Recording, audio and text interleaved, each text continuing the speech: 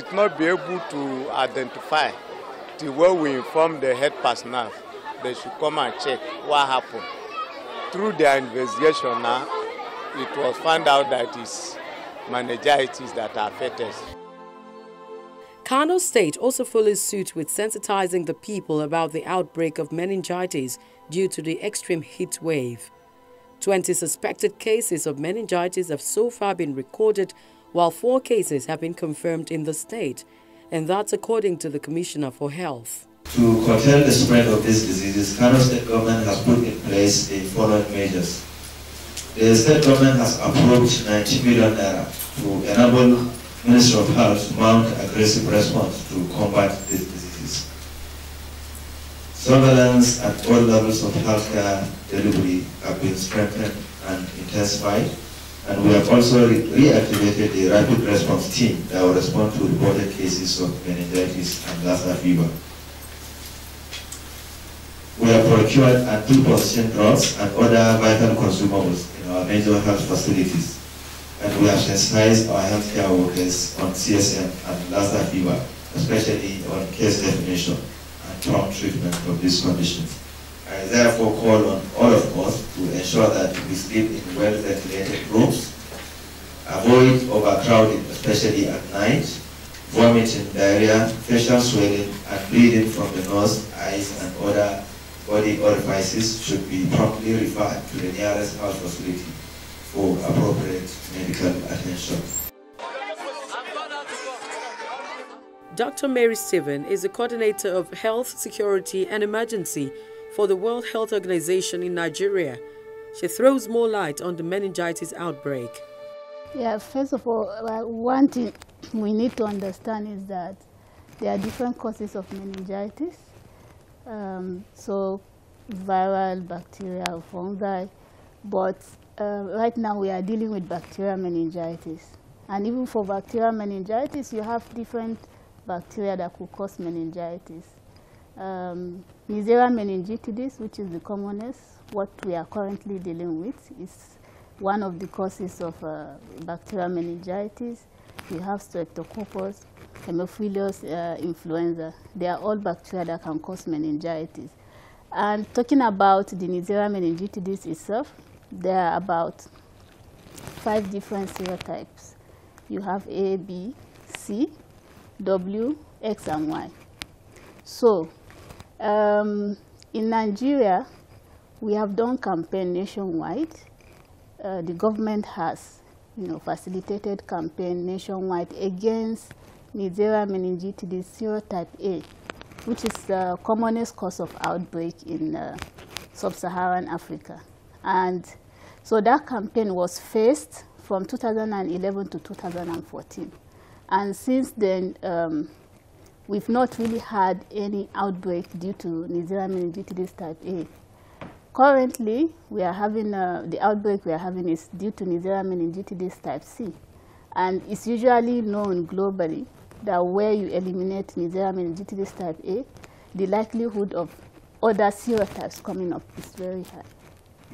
So basically, the vaccine that was administered for type A will not work for type C because there are different serotypes, except if you use the polyvalent vaccine. So first of all, it's good to understand what we are talking about, the meningitis. So different causes of meningitis. It can be caused by bacteria, by virus, fungi, and even the bacterial meningitis, you have different organisms that cause bacterial meningitis.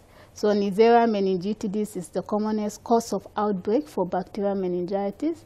And then you have strep, you also have Haemophilus influenza. So currently we are dealing with Neisseria meningitidis outbreak. So for Neisseria meningitidis, you have different serotypes, serotype A, B, C, W, X, and Y.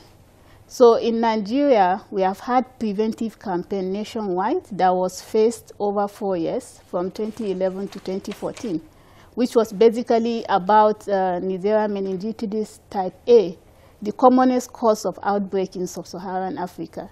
And since then, the country has not recorded any outbreak due to Neisseria meningitidis type A. So currently, the outbreak we are having is due to Neisseria meningitidis type C, which it's usually seen even globally, where Neisseria meningitidis type A is eliminated, then you will see other serotypes also resurfacing.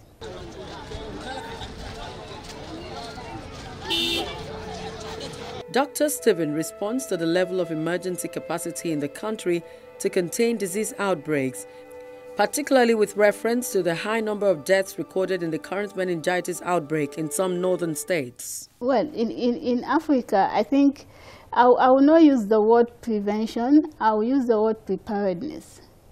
Because if for meningitis, for instance, is vaccine preventable, you can do reactive preventive campaigns to prevent occurrence of outbreak, like I earlier explained for meningitis type A. But another thing in Africa is that the main thing is about preparedness, because even if there is no meningitis, there would be another event. There would be another outbreak. So the key word is about preparedness. How is the system prepared to deal with any kind of outbreak or event? So for meningitis, for instance, if you need to be prepared, the system needs to be strong, the surveillance system, so that you can detect early and then commence response. The aim or the goal is actually to contain the outbreak at source, to prevent the spread of the outbreak. So if you're able to detect early, you can actually prevent it. And other forms of preparedness that you can do, you can preposition vaccines, mostly like now we are dealing with type C vaccine. So you can preposition the polyvalent vaccine. You can preposition, if you're sure that it's type C, the monovalent conjugate type C vaccine. And also for case management, prepositioning antibiotics. So getting ready for the outbreak, having a strong surveillance system to be able to detect early, you commence the control measures, and then you are able to contain at source. So if you're talking about dictation, it's a function of the surveillance system for you to be able to identify the cases, investigate, and then you can confirm using the laboratory. So laboratory, Ebola, yes, we dealt with a viral disease. You know, Ebola virus is a viral disease, and the country has strong capacity to diagnose viral hemorrhagic fevers, including the Lassa fever. So we have strong laboratories that are able to diagnose. Even for meningitis, there are different types of tests you can do. You can actually use the rapid diagnostic test.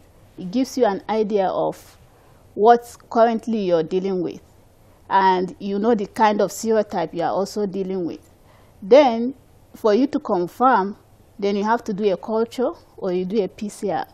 So that's where you might have some little challenges, but the public health laboratory in Lagos is also able to do culture. And we also have some partners with laboratories that have capacity for doing PCR for bacteria generally, organisms that are of bacterial origin. It's not yet beyond control. So the country has the capacity to respond and contain meningitis outbreak, including other outbreaks as well. So the system here, I think, comparing the Nigerian health system with other systems in the African region, I think Nigeria is doing well.